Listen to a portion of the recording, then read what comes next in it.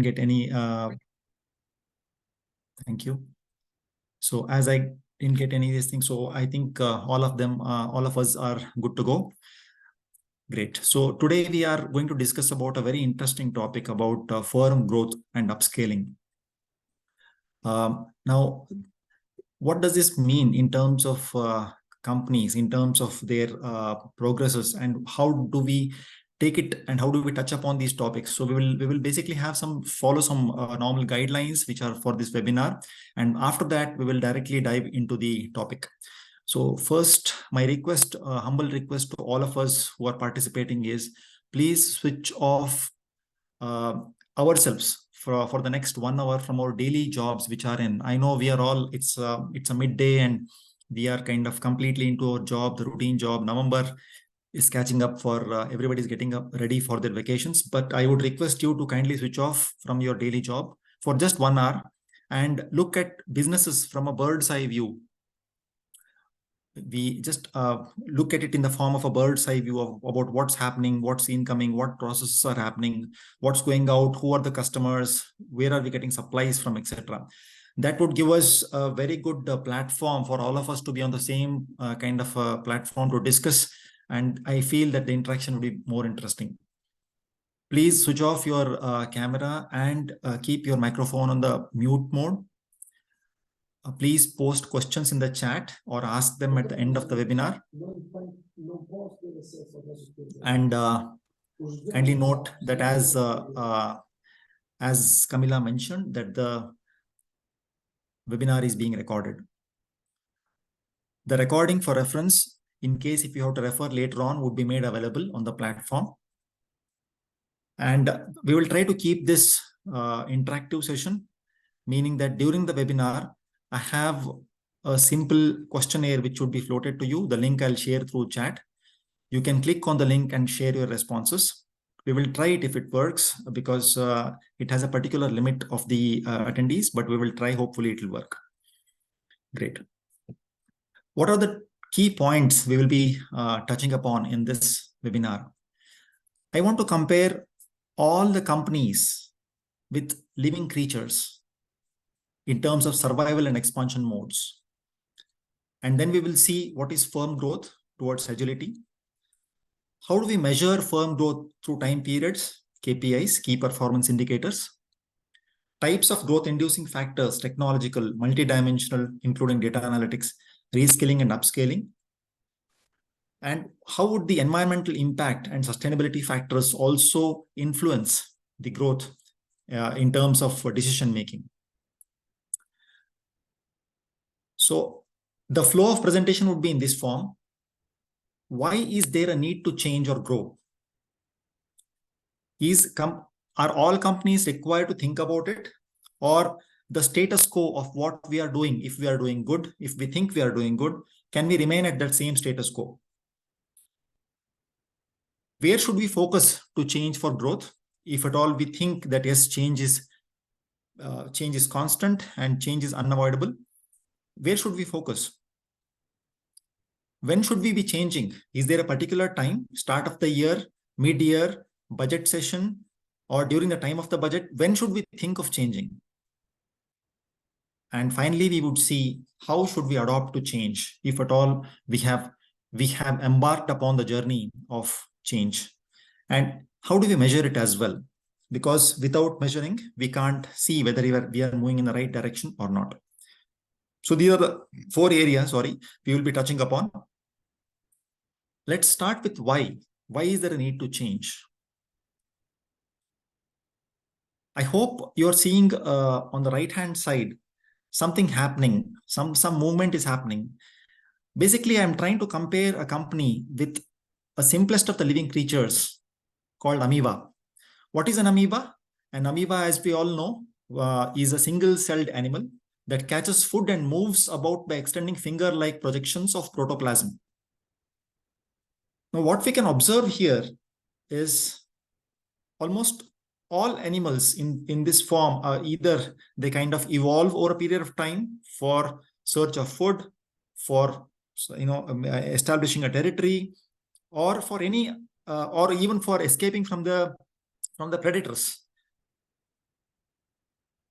And can we relate this kind of an aspect with a company? Does companies also follow a similar kind of a pattern? Sometimes they stop venturing into a particular direction.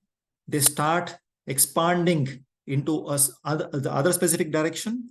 And is the change continuous? Is it always intended or is it unintended?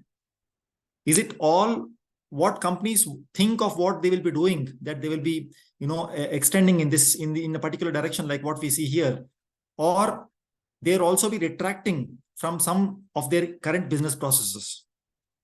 What is happening and how this happens? What are the influencing factors is what we will try to see.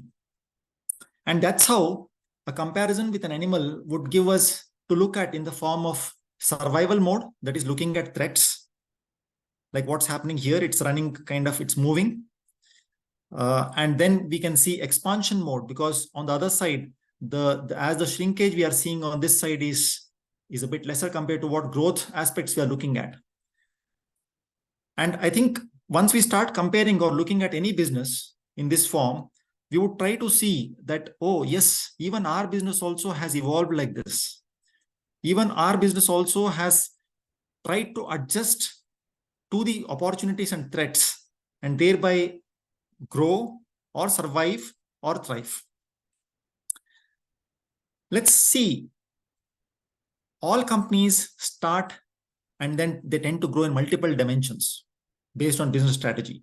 I'm now trying to compare the same analogy of how did we see, what did we just saw in terms of the amoebal evolution or amoebal movement. Where do we tend to start, and where do we tend to grow, and where do we tend to minimize our operations? Companies also face threats from competitors, from changing business landscape and favorable business policies, etc. Because as we saw, it was not straightforward growth. It was evolved growth. It was trying to see on which is the place where we can actually, expand, survive, or even and make and even expand in terms of reproduction, or in terms of growth. So it goes through a constant evolution, and it's not a stagnant anywhere, anytime. And even if we now start to compare all the businesses around us, our suppliers, our vendors, our customers as well, if it's a B2B business to business kind of a business, then we all observe that yes, all of the businesses are also adjusting to the daily, and this adjustment is almost happening every day, every moment, knowingly or unknowingly. But some of the adjustments are intended, that is, we want to change and we are moving towards that. In those directions, we are taking steps towards those directions. But also there are unintended changes, that is forced to change. That is, for example, suddenly there is a policy change which happens, and we had a big kind of a business wing in that particular direction. And if that policy hampers that, we have to stop there, and that's forced to change. Or nowadays, substitutes. Just to give an example, as the digital cameras were growing in the market around 10-15 years ago, and then the companies were expanding their business processes, getting robotics and all to make further more digital cameras. But suddenly there were substitutes.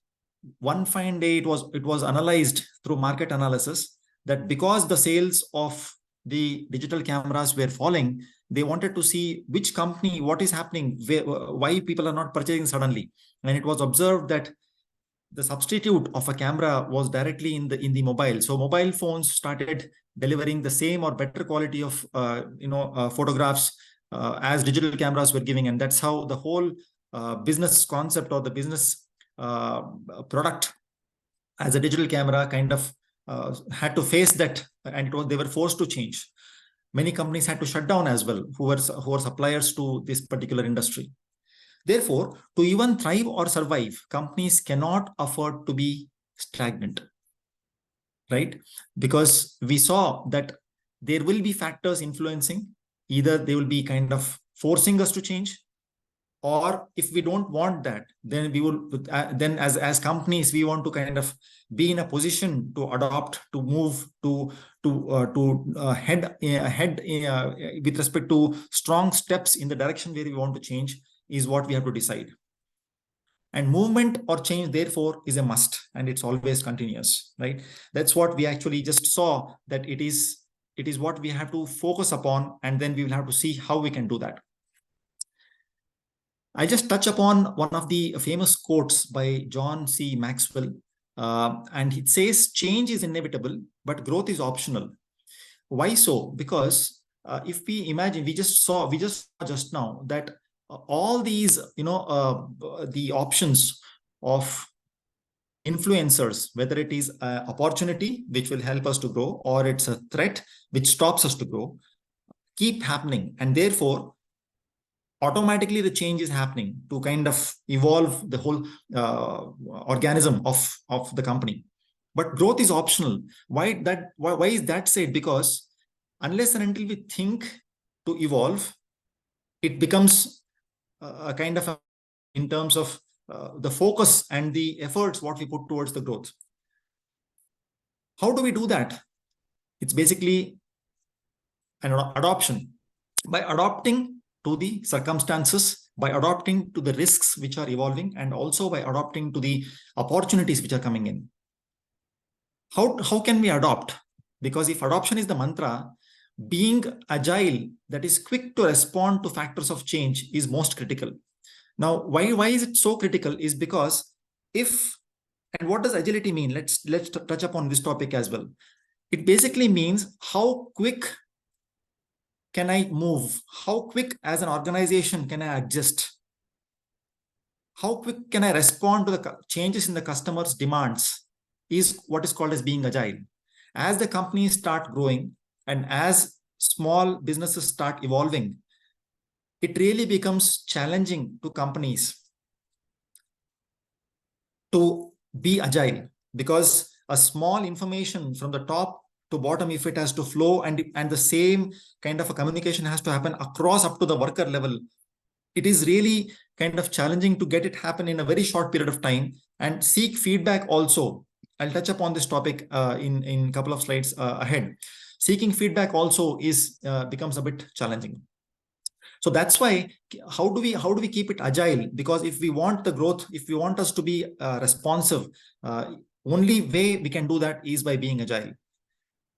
Therefore, to adopt, the most important thing is to keep moving and keep growing. So do companies have a choice to make? Yes. If we have to grow, if we have to survive or thrive, actually speaking, we don't have a choice. We have to be evolving and we have to be adopting. So what is adaptability then? Is it copying? Can we copy what other companies or what successful companies are doing? Or is it something else? I'm again referring to a quote of Mahatma Gandhi, which basically talks about adaptability is not imitation. It's not copying about what other people are doing or other companies are doing or other competitors are doing. But it means the power of resistance and assimilation. It means where we are with what resources we have, how do we use them? How do we leverage them so that we create our own success stories with whatever we have? And that's adaptability. I'll just end this section of why on change, because we all have understood now that change is inevitable. We have to. But how do we change and where do we change, and in terms of growth or in terms of unintended change is what we have an option to. And as we all know this quote about from Charles Darwin, it's not the strongest species that survive, nor the most intelligent, but the most responsive to change. This is interesting. And I request again to compare this with the business ecosystems which we are in. And therefore, you can always see those companies who are extremely agile to meet customers' requirements are surviving. And especially why I'm touching upon these topics is because we are addressing most of the SMEs. We feel that when SMEs start growing, small and micro enterprises start growing, it is important for them to have these agilities systems which are there anyway built in the SMEs, because the team is small, the communication is fast, the decisions are faster. As the teams start growing, the same kind of agility they have to be designed in a way that it exists. And that's why if it is not designed when we are growing, then the organization structure itself starts getting heavy for us to take decisions, heavy to move towards adopting change. Right. Having covered the topic of why is there a need to change, we will switch over to the concept of where should we focus to change now. Is it across all directions? Is it about everything what customer asks? Or are there a particular ways to think about? In fact, sit down with the team and then chart out about how we can actually think of changing, or where should we focus to change. I'll touch upon the topic. Sorry, could you please mute? Yeah, I'll touch upon the topic of Porter's 5 forces.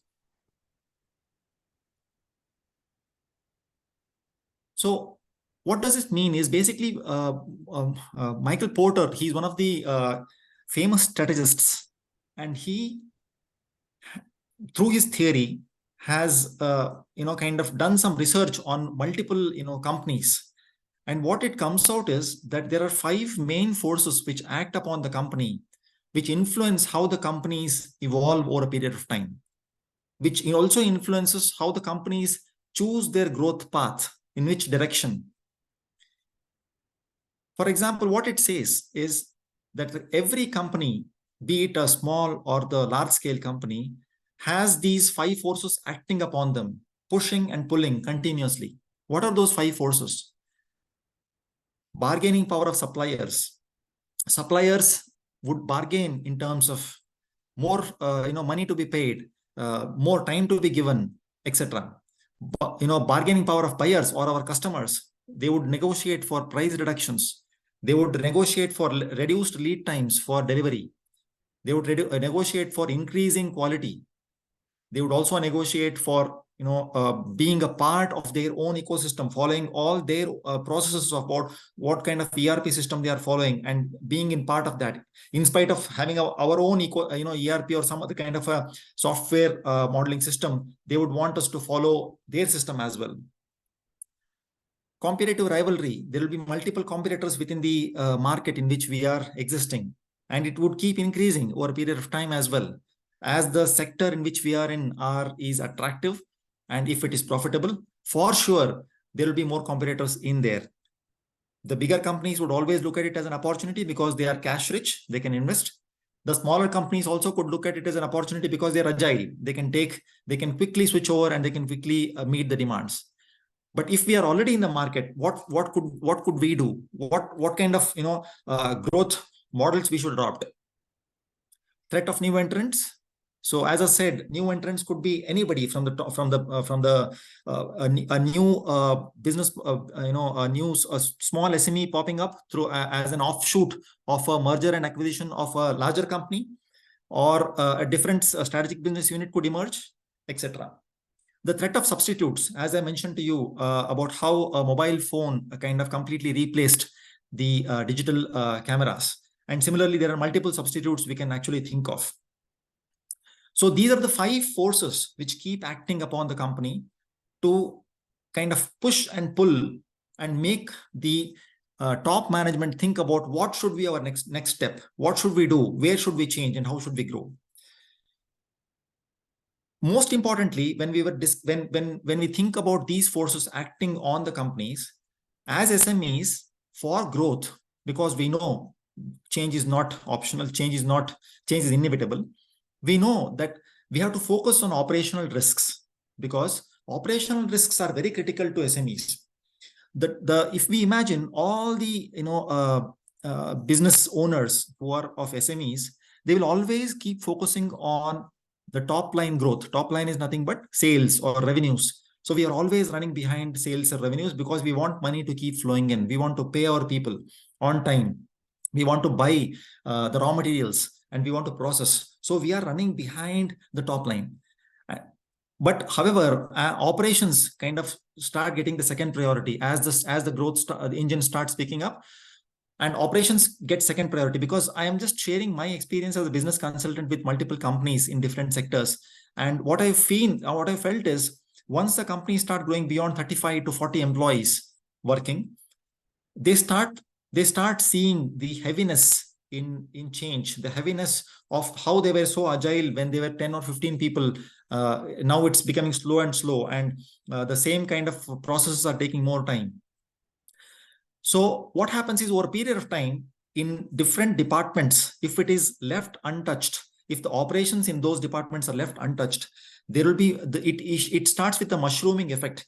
Mushrooming effect is the problems in those departments start growing over a period of time, but they are unanswered. So what happens is, after a particular time, they reach to such a stage that you will start such mushrooms across the organization, telling that, okay, we need to focus here to solve this today. Tomorrow, if this is solved, next you go there, third day here. So the running around starts. So that is a period which is not expected, because at one end there's a growth happening, but on the other hand, these factors are influencing us of not growing.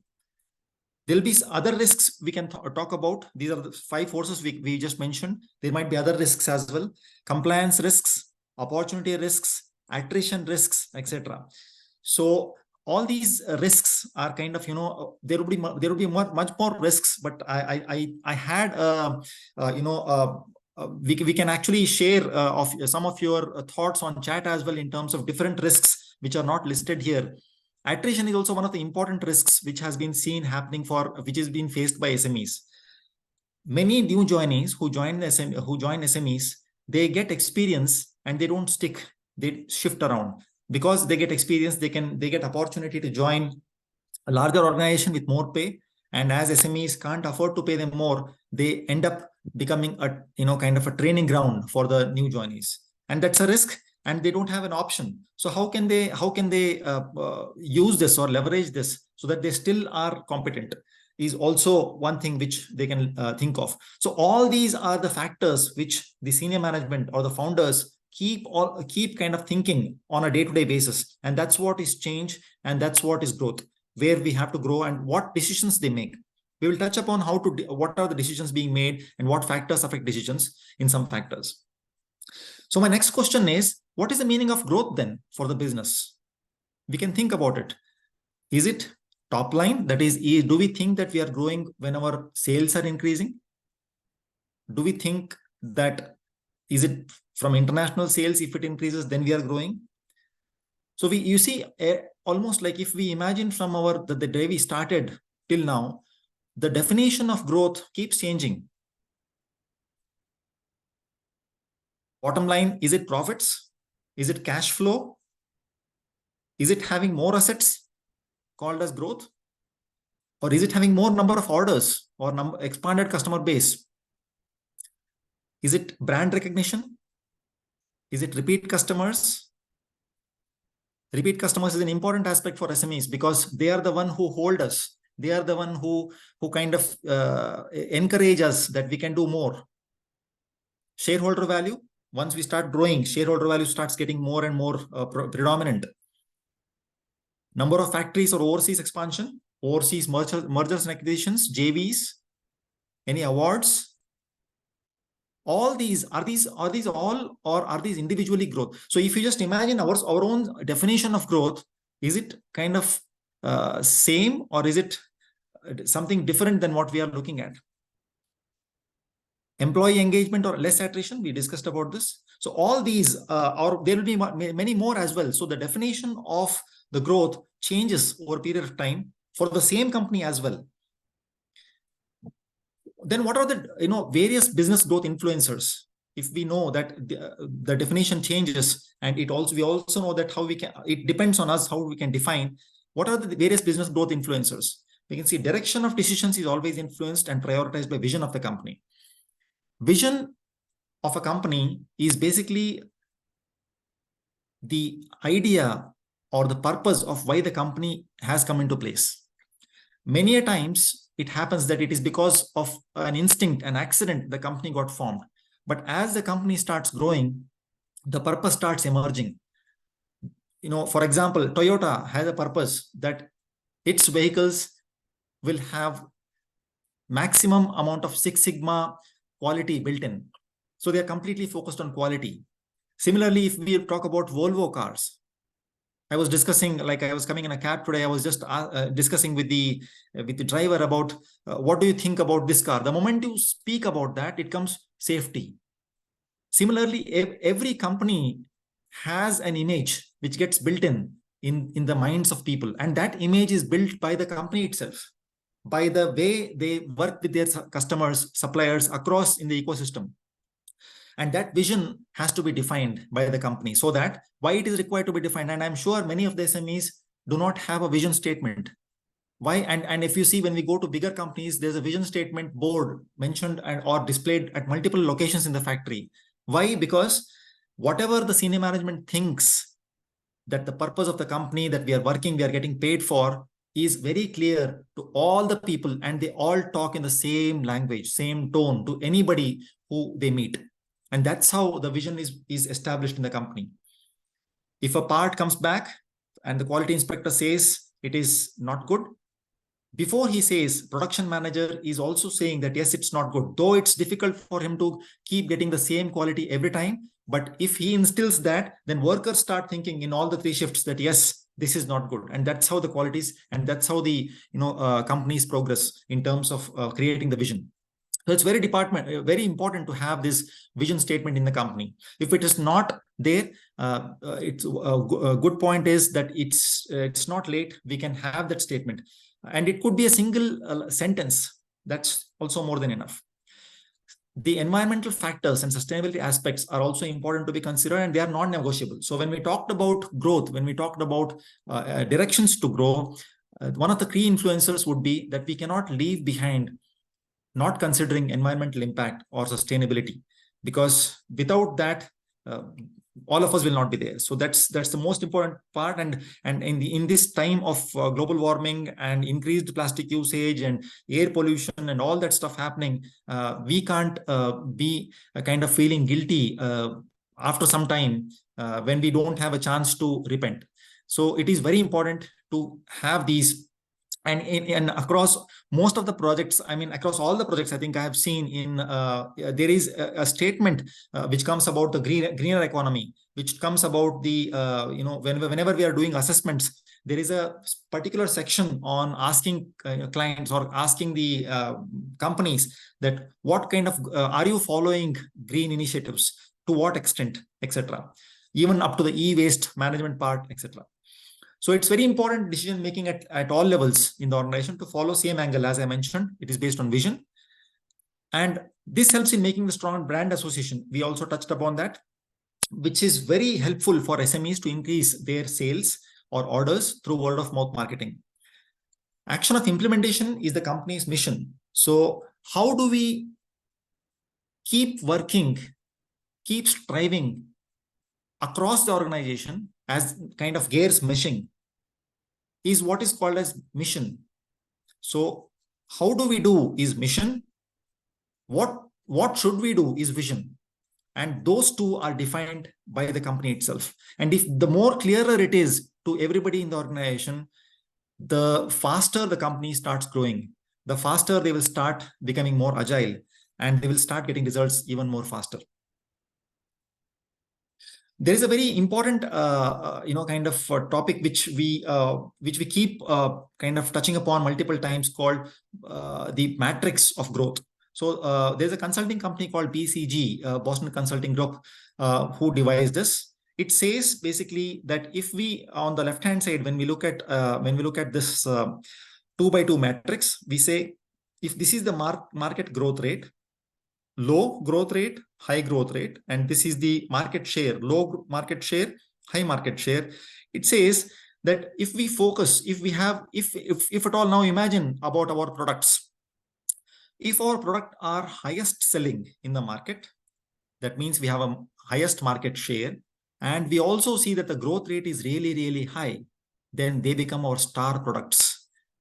we can actually charge them higher margins because we already have a good market share, higher growth rate. So this is how we can identify those products within our company, or we can diversify some of the products within our company to become stars where customers are ready to pay, and we know that this market is growing, and also we have good stronghold in the market for these particular, for the share of the market. There are some where we have relatively low market share, but the growth rate is high.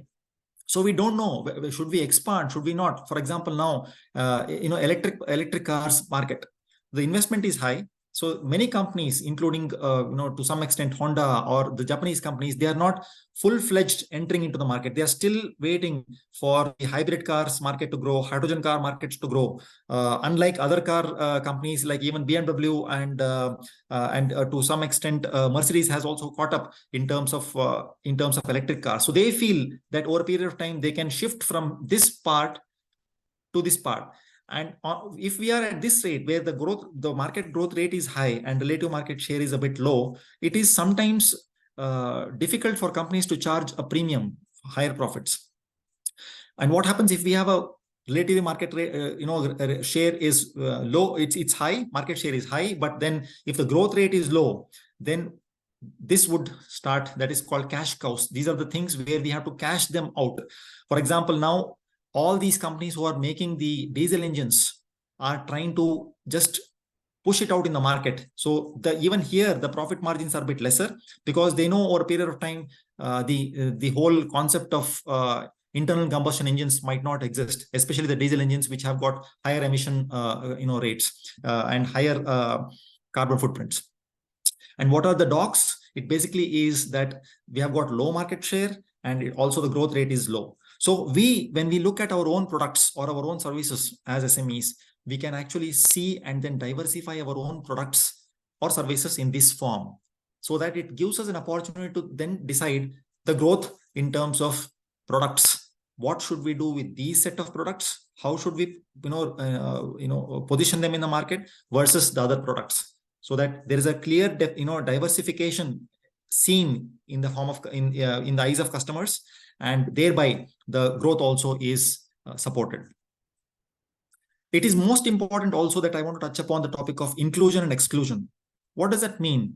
It basically means that as companies start evolving, it is also important for the companies just not to keep looking at what all new things we can keep doing, but also to keep looking at what things we are doing which we don't want to do, because which we cannot afford to do. Either we can kind of sell off, create a different small business unit and sell that business unit out, because the whole point is using least resources to get maximum impact. That's what is our aim always. So we cannot keep sticking around something which is not performing, and we know that there is the growth rate is going to be lower in future. So it is as important for the company to keep growing, but it's also important for us to keep leaving the things which are dragging for our own growth. And that's how what we saw in the first slide, where the way the creature was, the amoeba was kind of adjusting where it is not, where it is towards. So that kind of aspect which we are talking about. We'll talk about when should we be changing. We should. So basically, it talks about the when part. We know that it is continuous, and within that, where and when basically I get influenced by key performance indicators. Now, what are key performance indicators?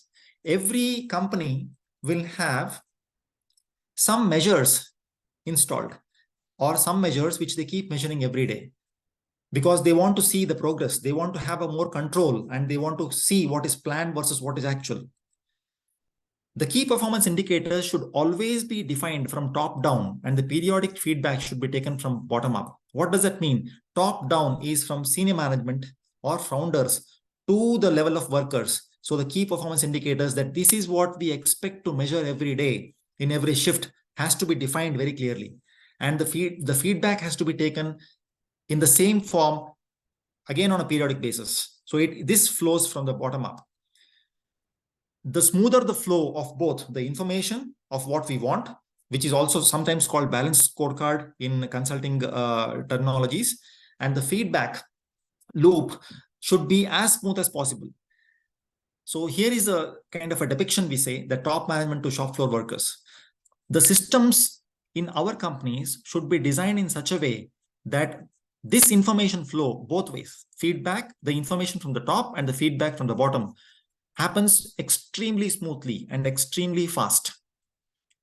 So my request to all the companies is that they should review this within their organization. What we think at the top, is it clearly understood by the people working on the shop floors? And how they work, is that feedback coming to me on a real-time basis?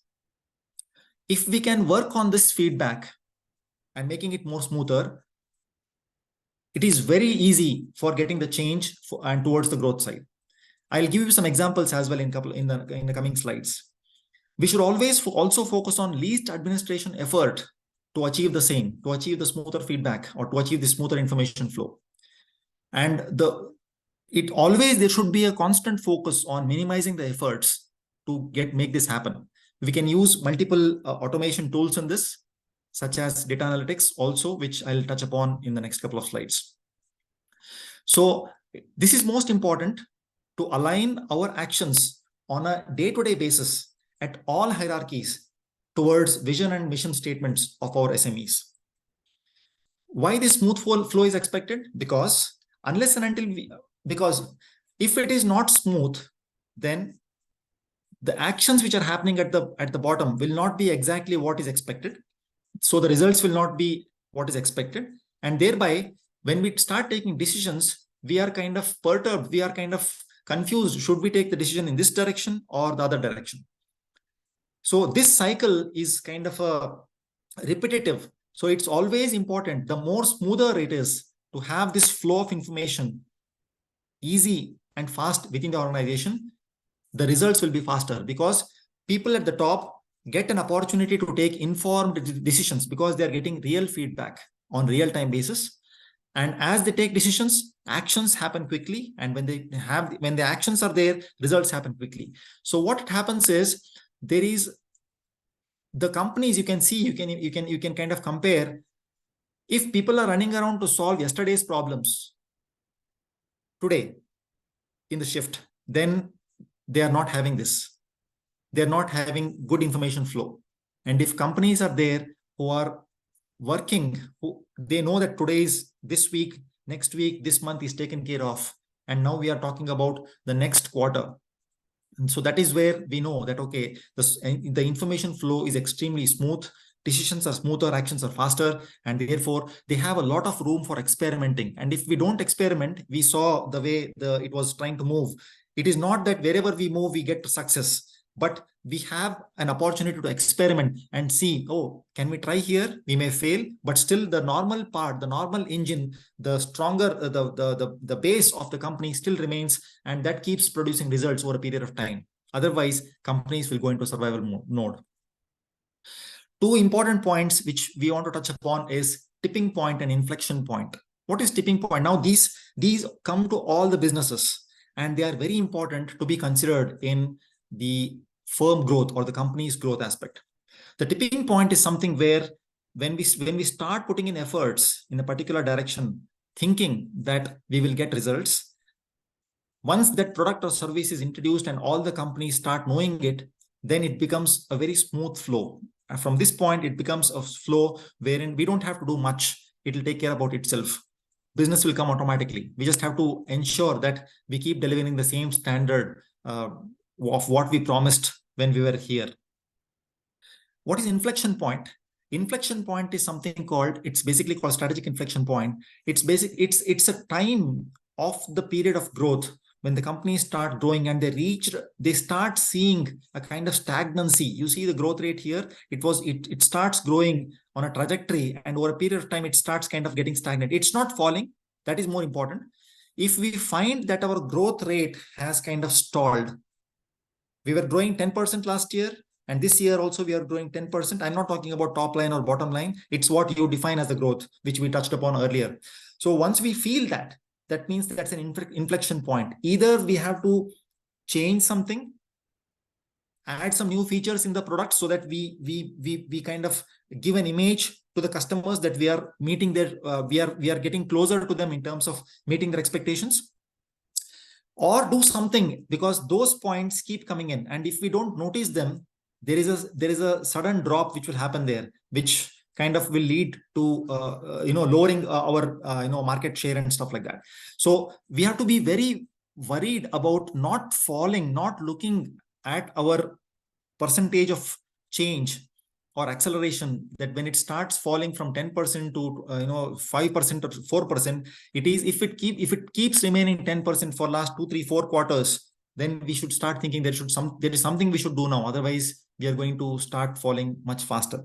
But if you do something at this point, the results are really good, because then you create multiple growth engines from here on, and it's not that this point comes only one time, it keeps coming in over a period of time. That is where the top management should keep getting feedback about what's happening across from different departments, so that they can take the decisions much faster and have a room for experimentation towards failing faster and getting faster results, which leads them towards success.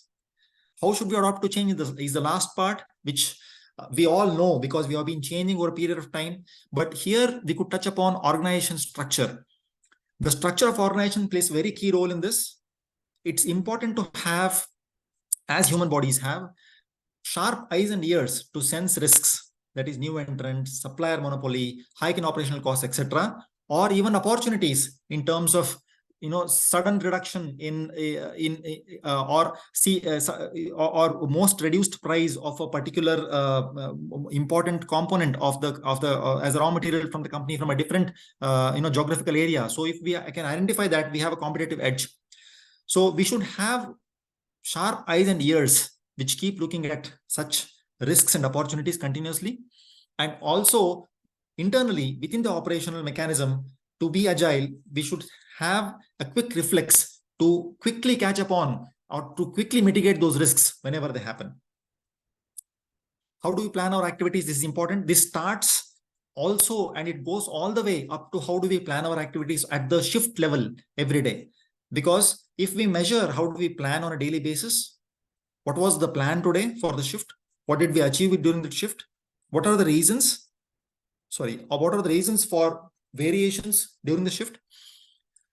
And if we can segregate those reasons into man and machine, for example, we plan to produce 100 units in one shift. We were able to produce 85 units in that shift. The 15 units were not produced because machine was down, and that is the reason where 2 units were not produced. People didn't turn up on time. That is the reason why remaining 10 units were not produced. And the last 3 units were produced, but they were not accepted. They were quality rejected. So this is a concept called organizational equipment effectiveness, OEE, in the operational excellence terminology, but it can be done in an extremely simpler way. So just a simple plan versus actual in the shifts could be giving you a lot of results. And most importantly, during the change, it is very important to support merit. And automatically you would see, for example, if we expected 10 to be made and the next shift, first shift made 9, second shift made 8, third shift made 7, we don't kind of jump upon the third shift guys to say, why are you not performing? But we kind of motivate the first shift guys that they have done good. We award them. And the moment people start looking at this kind of a culture change, that people are getting rewarded for good work, automatically the people who are non-performing, they will shift towards the boat of performance. Key performance indicators could be internal, that is operational, important to have them correlated. So basically, when we have some key performance indicators, for example, power consumption, if we are in a hospitality industry or in even in the manufacturing industry, what is the power consumed for heating compared to the air temperature, ambient air temperature that day? So if we have that correlated, then we can easily say if there is some problem happening. We are not following the trend of whether it should be moving up because it was colder outside and the heating increased, etc. So it's always good to have the correlation. Even the correlation could be number of components produced versus electricity consumed for that day. Number of components produced versus manpower hours consumed for that day.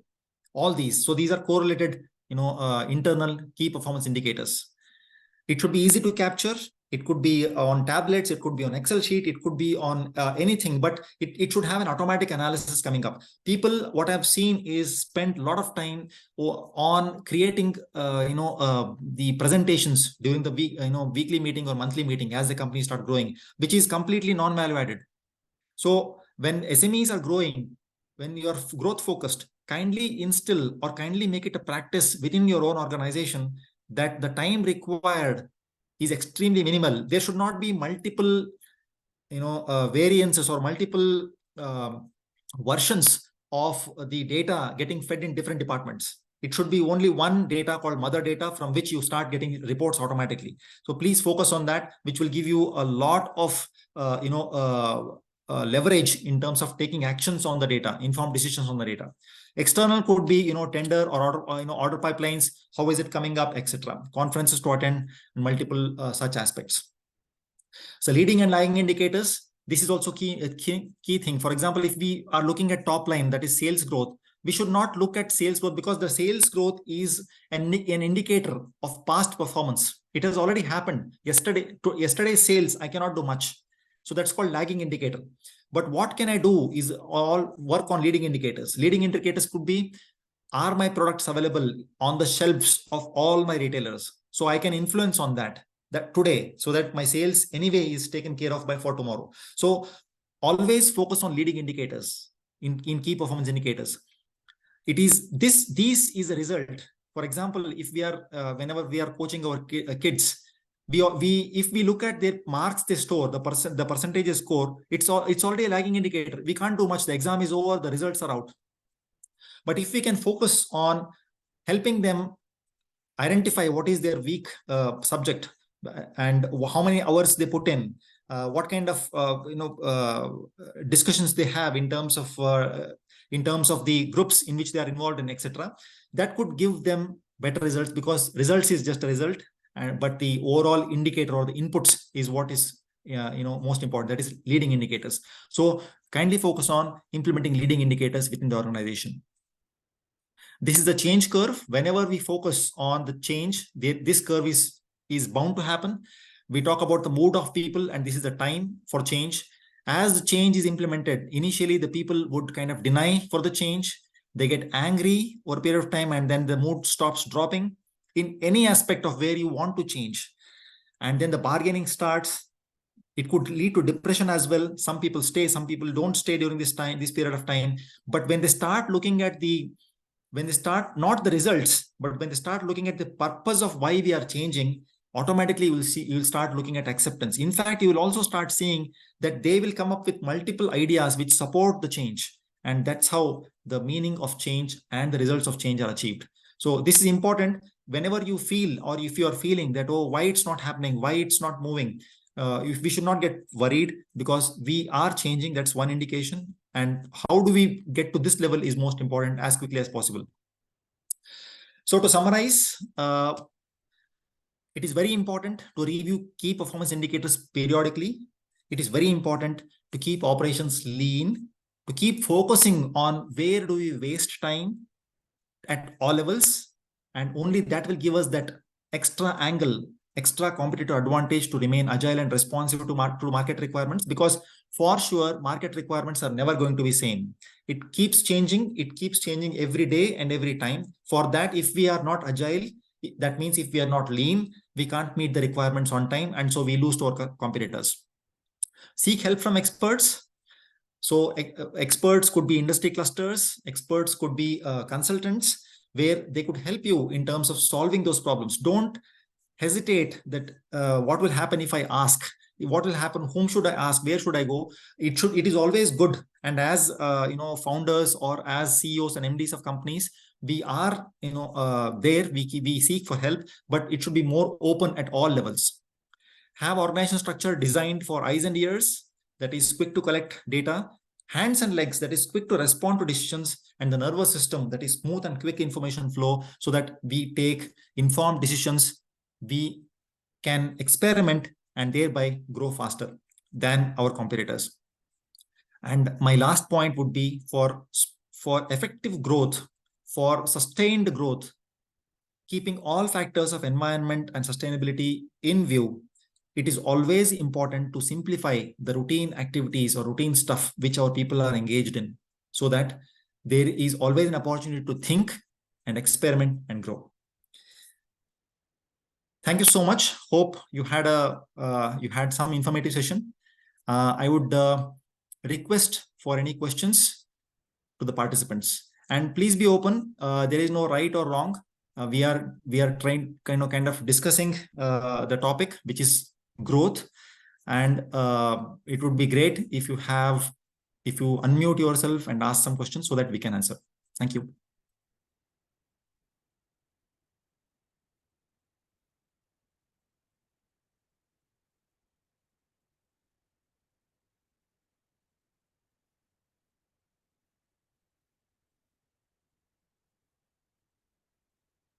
Or you can post your questions on chat as well. No problem.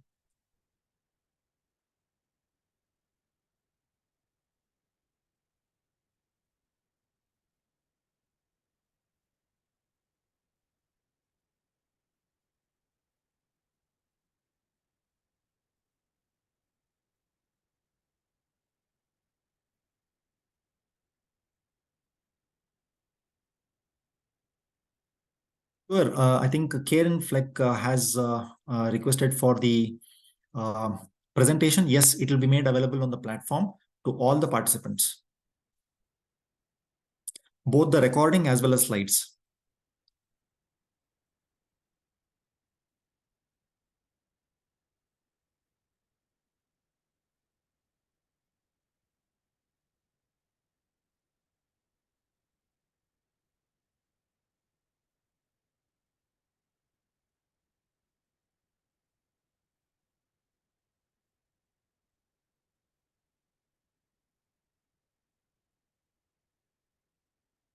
If I can just ask the participants in terms of what is the key takeaway, what is it that one thing which which made us think, if they can jot it down in the chat page, in the chat, it will be really interesting for us to think, and it might be surprising also that we might have not thought about it, or it's something new which has been found. So I'd request the participants to just drop what is it that one thing in terms of it made us think today, whether it was change or find the right KPIs. Yeah, keep track of performance. Great. Yes. Finding the right KPIs is also critical, as we just mentioned, and they have to be evolving. The KPIs are not constant. Please ensure that reports which we have in our company are not stagnant. They have to evolve.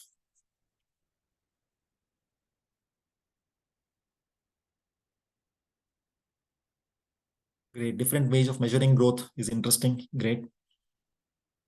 Yeah. And that is more important because also everybody in our organization should think the same way.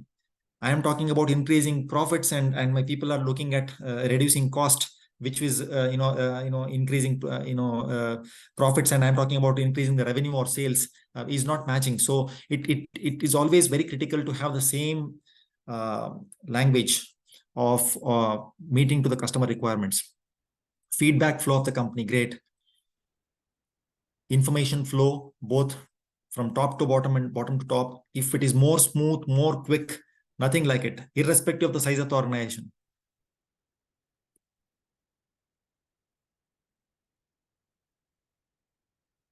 And SMEs have a great chance for that now, because you can implement systems now which could be carried forward. If we talk the same to the bigger company, and if they don't have this smooth flow, then it's very difficult for them to get that, because they will have multiple softwares working in different departments which don't speak to each other, and it becomes really, really cumbersome for them to get flow back in the company.